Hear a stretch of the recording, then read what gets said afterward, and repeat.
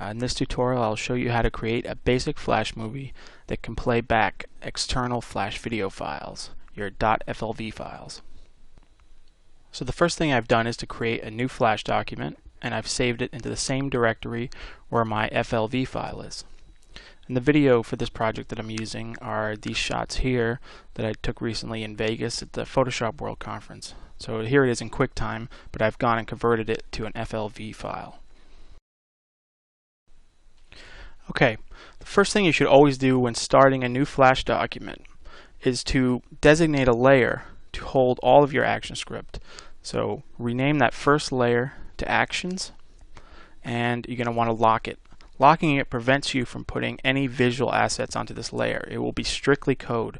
That way, if you need to update it later, or more importantly, if somebody else has to come in and look at your file, they'll know exactly where to look for the action script. It really helps in keeping organized.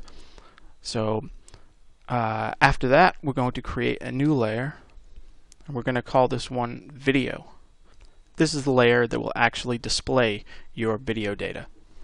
So again, we have the visuals on one layer and the action script on its own layer.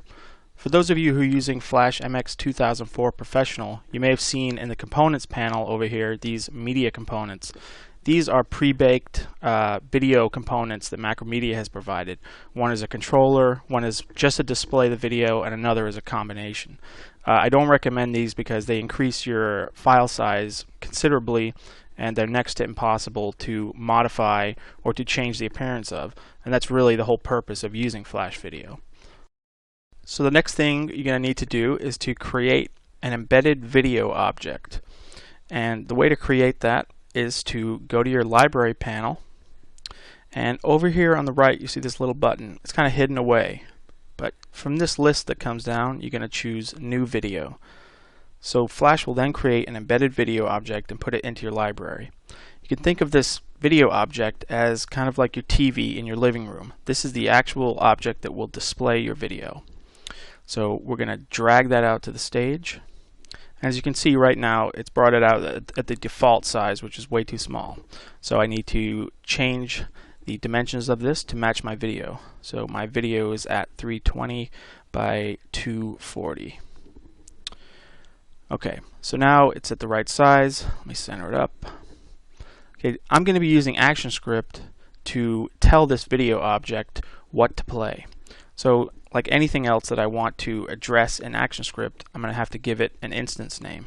So I'm going to call it the video. This is what I call all my embedded video objects. You can call it whatever you want.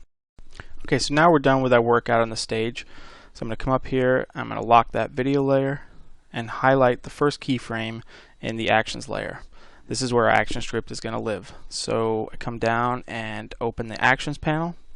And this is not meant to be an introduction to ActionScript by any means. So if some of the code is confusing to you, there's plenty of good tutorials on ActionScript. So the first thing we're going to do here is to create a net connection object. The net connection object you can think of as like the cable coming out of the wall from the cable company. Inside of it can be multiple channels of media, but it's that main pipeline to the outside world. So if you're wondering what that :net connection is next to the variable name, that's what's called strict data typing. It's a way to tell Flash that this is explicitly a net connection object. So if I tried later on to say assign a string to NC, it would give me warnings. And it's just a good way to prevent type mismatches in your code. The net connection object is often used to connect to Flash communication server, and you use the connect method here to do so. But since we're not using Flash comm server, we need to call the method and give it a null value, just to tell Flash that this is not a Flash communication server project. So the last object we're going to have to create is a netstream object. And again, going back to the real world, the netstream would be a single channel coming from the cable company. So it's a single stream of media which is coming through the net connection object. So when we write the code to create it, we're going to pass the net connection object to the constructor. So we're saying which net connection object this net stream should come through. So now we need to tell the embedded video object that's out on the stage which stream of video to play. And to do that, we're going to call the attach video method and send to it the netstream object that we just created. So we're saying take the video that's coming through the netstream and attach it to that embedded video object. Okay, so the last step in the process is to tell the netstream where to find your video. And to do that, we're going to call the play method and give it the URL to our FLV file. This completes the code needed to simply play an external FLV video. This block of code unfortunately is not very intuitive, and you'll either have to memorize it or just save it out as a snippet, because every time you work with FLV files you're going to have to use this code. So let's go ahead and test our movie, and we have video playing.